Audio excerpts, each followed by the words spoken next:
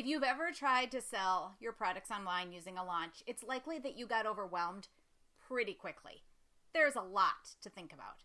So in this video, I'm going to explain to you exactly how to know what needs to be done and when so that you can start selling your digital products and make money. Now, when it comes to planning, are you the kind of person who has notes all over the place? Maybe you love Post-it notes. You've got Post-it notes on all your walls. Maybe you have notebooks all over the place. One, next to the tub, one when you're cooking dinner in your kitchen. Whatever your method of organization is right now, go grab whatever you've collected because we're going to get you organized. The first thing you need to understand is creating a plan is going to eliminate overwhelm. So I'm curious, what type of planner are you? Do you love writing things out on paper, or are you sort of more of a digital calendar type of person? Or maybe you really live and die by some type of project management software like Asana or ClickUp or Teamwork. I have to say, my own personal style, I really love Post-it notes, especially for planning a launch. So I just would love to see in the comments below, how do you like to plan things out? Is it notebooks? Is it Post-it notes, or are you an all digital type of person? Just drop that in the comments below so I can kind of get a feel for it. It's fun to see how other people like to organize. Maybe you have something that I haven't even thought of yet. Now, the first step to planning a launch is figuring out what type of launch you want to do. And if you're not sure what I mean when I say different types of launches, no worries. At the end of this video, I'm going to give you a link to another video where I go through the various type of launches that you can do, what the tech requirements are for each, and what you're going to need to think about for all of the different types, whether it's video, webinar, live, email, there's all kinds of different launches. The first type is a video launch. You've probably been a part of a video launch. Usually what you get is an email with a link to then watch a video. Sometimes video launches are 2 videos long, sometimes they're much longer. A lot of times they're bingeable, and you can go through the video content at your leisure, and then at the very last video will give you a chance to go deeper with the person by opening a cart and bringing them into your sales process. So let's say you're deciding to do a video launch. You're going to have to think about, okay, what kind of camera equipment do I need? And how long is it going to take me to get that camera equipment? I'm going to need to do some research. I'm going to need to know how to use that equipment, build that into your launch plan. Then you'll have to think about your scripts. You'll want to be following some type of outline that you'll want to lay out. You don't want to just get on camera and start rambling. You want to have kind of a process that you're going to take people through, sort of a journey that they'll go through so that at the very end they're convinced that the only way to solve their problem is to go and work with you in more depth. So you have the scripting process to consider. How long is that going to take you? Are you going to do it alone? Will you be hiring a copywriter? How strong are your writing skills? Will you need someone to help you edit? Like when you're doing your outline, kind of pencil in how long you think that those steps are going to take you. You'll also need to consider things like setting up your shot, putting all your camera equipment together, making sure that your lighting is right. What time of day will that be? Is there a certain, do you have something crazy like home construction coming up where you're not going to be able to shoot your videos because it's going to be noisy? Or do you have kids home with you all day, and when will you be able to shoot around your kids' schedules? So consider that when you're sketching out your plan as well. Then a big component to video launches is the editing process. If you are not a video editor, listen carefully. It is very common for people to think, okay, I'm just going to edit my own videos. It's faster. I know how I want them to look. I'm going to use some free software that came with my computer, and I'm just going to pound this out. Stop. Let me tell you that in almost every case, unless there are 2 exceptions to this, if you have, say, a teenager or a kid at home that is really into video and can help you out with this and can sit beside you and kind of do this and help you, if you have that's what I used to do when my kids were at home, is they edited my videos for me, so that worked out really well. Or maybe you have video editing experience. Okay, so those are the 2 instances in which I would suggest you edit your own videos. If it's anything else, I would hop on over to Upwork or Fiverr and find somebody to edit your videos for you. Here's why. editing video not only requires a lot of skills and knowledge that you probably weren't born with and don't have right this minute, it also requires special software and equipment. Now, you can absolutely use, something free that came with your computer, but the reality is you're still going to have to learn how to use it, and there is a huge learning curve to video editing. So for most people, it is much more cost effective if they actually hire someone to do their video editing for them. Consider yourself as a contractor. Like, you probably, if you thought about it, you could give yourself an hourly rate for the work that you do. And my guess is that your hourly rate is going to be more than what it would cost you to hire someone to edit your videos. So that's my word of caution. If you have no money and you're bootstrapping and you need to use the free software with your computer, absolutely it's doable. But make sure that you plan that into your entire launch plan so that you are not scrambling because the video that you thought you were going to edit in 1 hour is taking you 3 days, because sometimes things like that can happen. So give yourself time to research the software you want to use, learn how to use it, and then time to get those videos edited as well. And you might want to even pad it a little bit just to make sure you have plenty of time. So now you have scripted your video, you've got your camera equipment, you shot everything, the editing is all done, you're good to go. Just make sure that when you're building your timeline around getting your videos prepared, that you take into account how many videos you have to shoot. So if you're doing 1 video, it's going to take you this much time. If you're doing 4 videos, it's probably going to take you this much time times 4, because you will batch. I mean, I would definitely record all, get your whole setup, your recording setup done and set up, and then record your videos over a certain amount of days, and then edit all those videos. So you will be batching them, and that will shorten up the timeline per video a little bit. But the reality is each video still requires a script. Each video still requires editing. Each video is still going to require you to, change your clothes and get reset up and do those kinds of things. So just make sure that you're building enough time into your timeline for all of that. Webinar launches. Now, in many cases, a webinar launch is going to require pretty much the same things that a video launch requires. However, with a webinar launch, you're also going to have the addition of some type of slide deck or worksheet or something that people can use to kind of follow along with the webinar itself. If you just present a direct-to-camera webinar like what I'm doing right now, and you're asking people to follow along with you for an hour, it's really a good idea to give them some bullet points on a PowerPoint presentation or a workbook that they can download so that they have some way to kind of follow along with the webinar and see where it's going. It helps them to stay engaged. It helps them to kind of remember what you've said.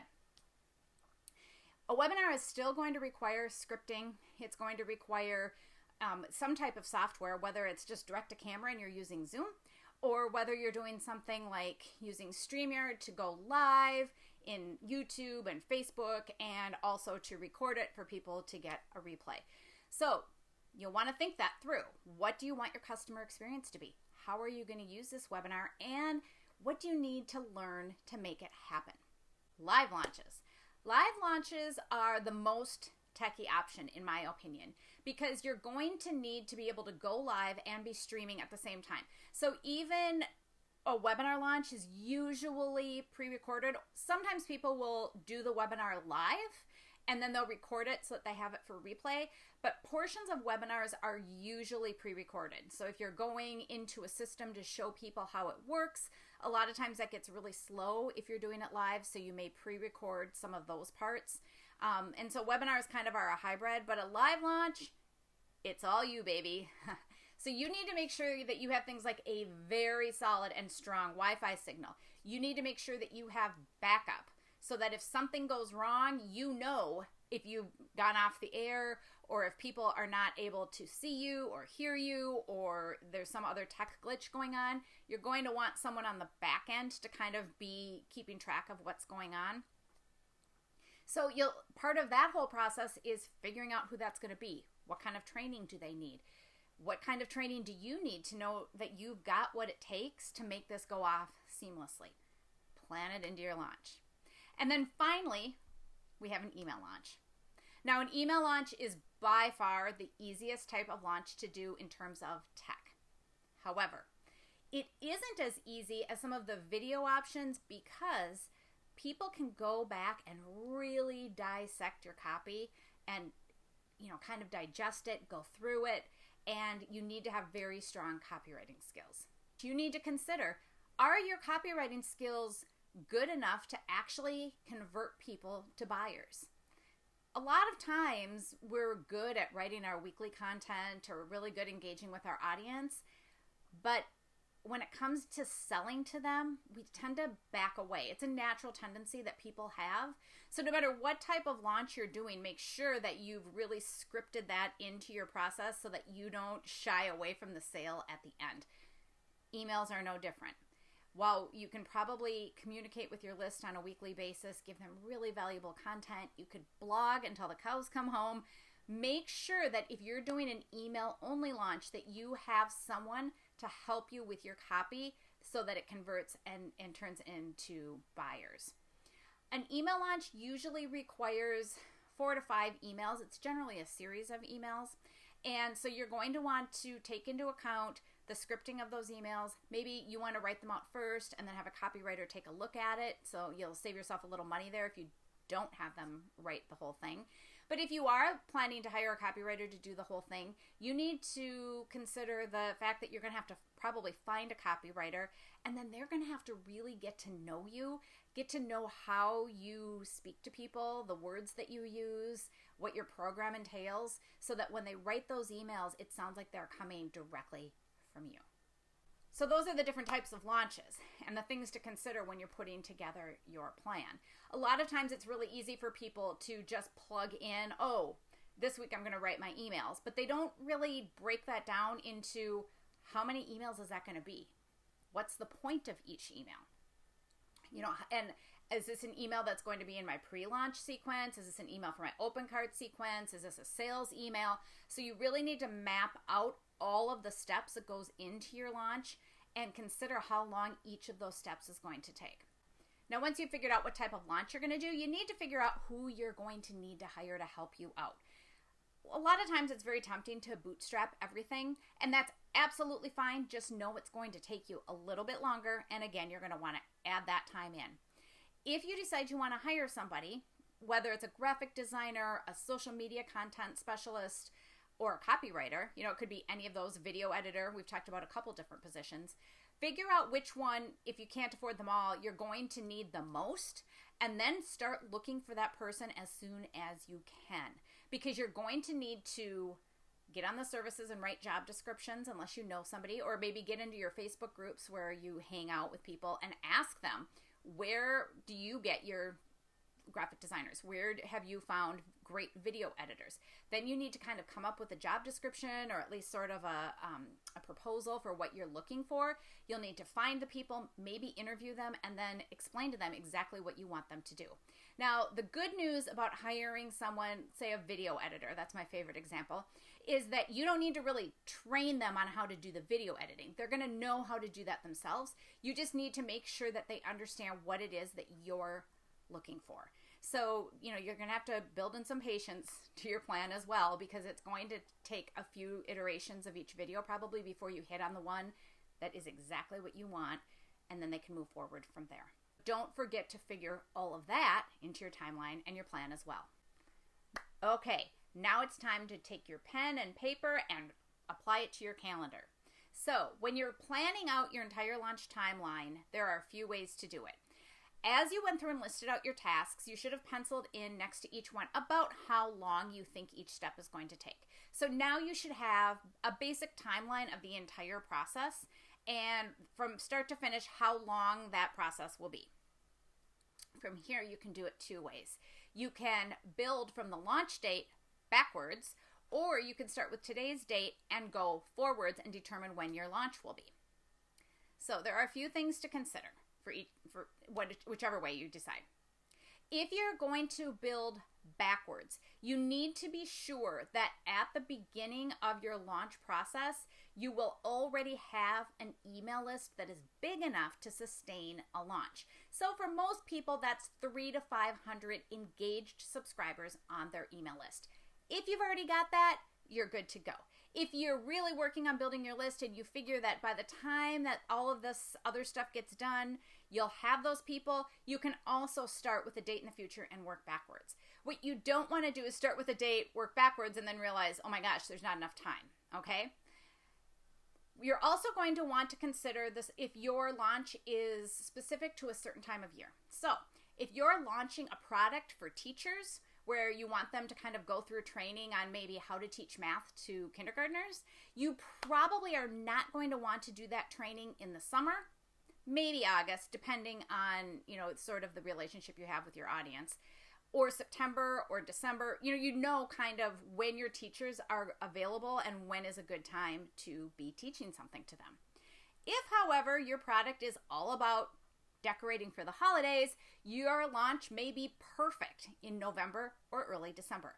So make sure that you consider whether or not what you're teaching is specific to a certain time of year. Once you've got that all figured out and you've kind of worked backwards, does the beginning part of the launch, do you have enough time to get everything done and fit it all in? So it could be great to say, okay, I am going to launch the first week of November.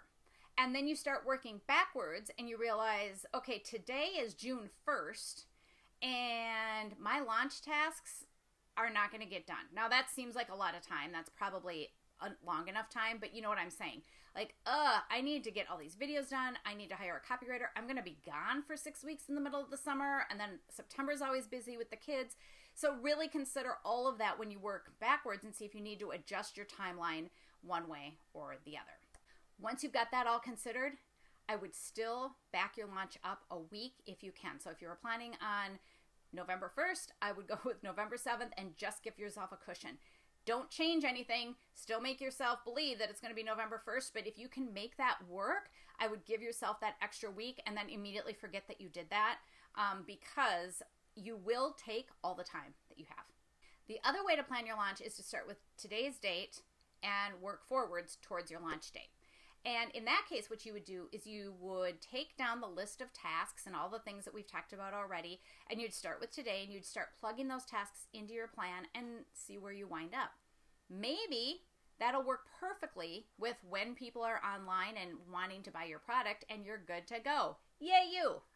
But a lot of times what happens is you plan forward and you realize, oh my gosh, that's Thanksgiving weekend, or oh no, we're going to be on vacation the 3 weeks prior to that. So taking those things into account, you're going to want to shift your launch dates around just a little bit until you get to the sweet spot where everything you need to do can get done without being rushed, and your launch is going to happen exactly at the right time for you and for the people who are going to want to buy your product. Now, here's the thing that you're going to want to consider no matter what kind of launches you do. You want to think about, when is your audience online? Are they 9 to 5, working in a 9 to 5 job where they're focused in on that job every day, but on the weekends they're working on their side hustle and that's when you'd like to reach them? Well, then it's okay for your launch to be over a weekend. Are they stay-at-home moms and you have a homeschooling curriculum and you really know that when they take a break is about 2 or 3 o'clock in the afternoon when their kids are done with school and they're kind of having downtime? Well, then you're going to want to launch to them during the week because they're probably using their weekends to go out and do fun things with their family. So pay attention to when are you getting responses to your emails? What time of day are you getting engagement on your Facebook posts or your Instagram account? That's going to tell you when the people that you're targeting are online, and you're going to want to set up your launches to coincide with that. Now, a note about that is that most of the time, I would say you do not want your cart to open or close on a weekend. There are exceptions. If you're in a field like the dating space, then it's fine for you to be launching to people on Friday and Saturday nights because they're probably sitting home wishing that their life was a little bit different. However, most people kind of tune out to any sort of urgency over the weekend, And when you open your cart, you want a lot of excitement and buzz, and you want to get those sales right away to get your momentum going. So opening cart on the weekend just doesn't usually really get that going. Now, again, like I said, there could be exceptions. The same is true for closing cart, because if you tell people that the cart is closing on Sunday night and they've had a really great weekend and they're tired and they're getting ready for work the next week, they're going to miss your close cart date. You know, they're winding down. They're probably watching television. Maybe they're, getting stuff ready for the week, and they don't even go to their computer on Sunday night. So if you close your cart that night, you're going to miss a lot of potential buyers. So at the very least, I would say Monday, but I even prefer Tuesdays when people have had a little bit more time to settle back into their work week and look at their email inboxes. The key to successful launching is having a great plan, because there's a big difference between planning to launch, which lots of people do, and having a launch plan. If you have a course, a membership, or a digital product that you want to sell to the world, one of the very best ways to do that is with a launch, but it's not going to happen accidentally. You need to take time and plan out these steps so that you keep moving forward and you don't ever wake up in the morning wondering, what should I do today? Now, I have a couple of resources for you to help you with this process. One is my online business launch planner. It will walk you through this whole process. It's downloadable. You can print it out and fill it in, and it's going to explain to you all of the things that you need to consider and how to plug in those dates and keep track of everything so that your launch goes off without a hitch. The other thing is, at the end of this video, you're going to have a link to the video that I told you about earlier that goes a little bit more in depth into the different types of launches that people do. So I hope that all of this helps you out with your launch planning, and I will see you next time.